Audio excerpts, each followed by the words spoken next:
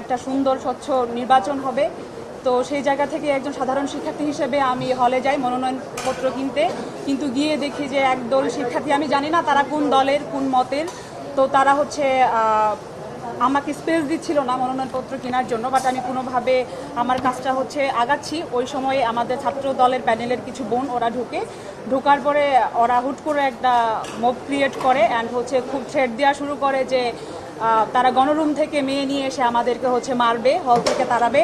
আমি আসলে জানি না যে এখনও হলে কোনো রাজনৈতিক দলের আন্ডারে হচ্ছে মেয়ে উঠানো হয় কিনা, আমি জানি না, কিন্তু তারা হচ্ছে এইভাবে থ্রেট দিয়েছে যে তারা হচ্ছে মানে আমরা চিনি কিনা যে ওরা হচ্ছে কারা, মানে ওরা খুব পাওয়ার প্র্যাকটিস করতেছিল। অ্যান্ড ওই সময়টাতে হচ্ছে হলের যে প্রশাসন ছিল তারাও হচ্ছে আমাদেরকে সহযোগিতা করেনি। অ্যান্ড তারা হচ্ছে ম্যামদেরকেও জিম্মি করে হচ্ছে আমাদের সাথে অনেক মিসবিহেভিয়ার করতেছিল। অ্যান্ড একটা পর্যায়ে দেখা গিয়েছে যে আমার বোনেরা যারা ভিতরে ছিল, আমি ওদের পক্ষ নিয়ে যখন কিছু বলতে চাই তারাও হচ্ছে আমার গায়ে হাত উঠায় একটা পর্যায়ে, অ্যান্ড তারা হচ্ছে জানালা ভাঙচুর করে। তো যখন আমি দেখি যে পরিস্থিতি খুবই উত্তপ্ত হয়ে যাচ্ছে, আমি তাদেরকে নিয়ে বের হয়ে যাই। আমি জানি 5টা পর্যন্ত মনোনয়নপত্র উঠানো যাবে, আমি সেই অনুযায়ী আমি আমার কাজ করতে গিয়েছিলাম। তো পরবর্তীতে এক পর্যায়ে তারা হচ্ছে বিভিন্ন রকমের মব সৃষ্টি করে এবং আমাকে বিভিন্ন রকমের টর্চার করার চেষ্টা করে। যেহেতু আমি একটা ছাত্র সংগঠনের সাথে সরাসরিভাবে যুক্ত, আমি কোনো গুপ্ত সংগঠনে জড়িত নই, আমাকে এক পর্যায়ে হাত তোলার তারা চেষ্টা করেছিল, কিন্তু সামনে হচ্ছে সাধারণ শিক্ষার্থী হিসেবে নিশি আপু থাকায় সেটা আমার গায়ে ওঠেনি, আপুর গায়ে উঠেছে। আমি তখন তাদেরকে বিভিন্ন রকমের বোঝানোর চেষ্টা করি শান্তভাবে, কিন্তু তারা খুবই উগ্র হয়ে পড়ছিল। তো আমাকে আমার রাজনৈতিকভাবে যে ভাই শিপন ভাই আমাকে বলেছিল কোনো রকমের মব সৃষ্টি করা যাবে না, তুমি শান্ত থাকো, দেখো পরিস্থিতি মানে কতদূর আগে।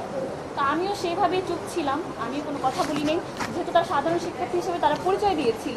তো আমিও দেখছিলাম যে ঠিক কতদূর যায় এবং হল প্রশাসন ঠিক কতটুকু ব্যবস্থা করে, আমাদের হয়ে কাজ করে। কিন্তু দেখলাম যে না, হল প্রশাসন কোনো ব্যবস্থাই নিচ্ছিল না, বরং সেটা আরও মবের দিকে সৃষ্টি হচ্ছিল। এক পর্যায়ে তারা যখন দেখলো যে আমাদেরকে কোনোভাবেই তারা আমাদের যে মনোনয়নপত্র সংগ্রহ থেকে বিরত করতে পারছিল না, তখন তারা বলে উঠলো যে গণরুম থেকে মেয়ে এনে নাকি আমাদেরকে মারবে। আসলে এখন কথা হচ্ছে এই যে বলা হয় যে বিভিন্ন রাজনৈতিক সংগঠন নাকি হলে আবার হল রাজনীতি শুরু করবে, হল দখল করবে, কিন্তু আমার মনে হচ্ছে এই যে সাধারণ শিক্ষার্থীর নামে যে বিভিন্ন রাজনৈতিক সংগঠনের মেয়েরা কিন্তু হলে থাকছে, তারা কি হল দখল করছে না, বা তারা কি হল রাজনীতিকে আবার নতুন করে আনছে কিনা, সেটা আমার একটা প্রশ্ন থেকে গেল হল প্রশাসনের কাছে।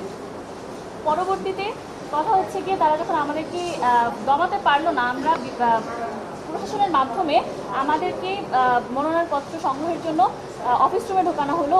আমি সহ আমার ছোটো বোন অনেকে ছিল, আমরা তখন আমাদের কাজগুলো ফিল আপ করার জন্য চেষ্টা করছিলাম। তারা সেখানে এসে মব সৃষ্টি করার চেষ্টা করে, তারা জানলা ভাঙচুর করার চেষ্টা করে এবং একটা পর্যায়ে একটা সাধারণ শিক্ষার্থী এসে ভিতরে এসে পড়ে, এসে আমাদেরকে মারমুখী হয়ে পড়ে। কিন্তু আমরা যখন দেখতেছি এখানে মারমুখী মানে আমাদেরকে তো ইনসাল্ট করা হচ্ছে, আমরা তো সেখানে না প্রশাসনের সহযোগিতা পাচ্ছি, না হচ্ছে গিয়ে আমরা আমাদের নিজেদেরকে সেফ ফিল করছি। সেজন্য আমরা সেখান থেকে বের হয়ে যাই এবং আমরা আমাদের স্ট্যান্ড ক্লিয়ার করি যে আমরা যতক্ষণ না পর্যন্ত সেই শিক্ষার্থী যারা সাধারণ শিক্ষার্থীর নামে বিভিন্ন রকম মব সৃষ্টি করেছে তাদের দ্রুত ব্যবস্থা না করবে বা বিচার না করবে, আমরা কোনো মনোনয়ন সংগ্রহ তুলব না। কিন্তু আমাকে পরবর্তীতে বিভিন্ন রকমের ফোন দেওয়া হয় হল প্রশাসন থেকে বা বিশ্ববিদ্যালয় থেকে। আমি তাদেরকে একটা কথাই জিজ্ঞেস বলি যে যত দ্রুত সম্ভব তাদের বিচার ব্যবস্থা না করা হবে, আমি কোনোভাবেই বা আমরা কোনোভাবেই মনোনয়নপত্র সংগ্রহ করব না।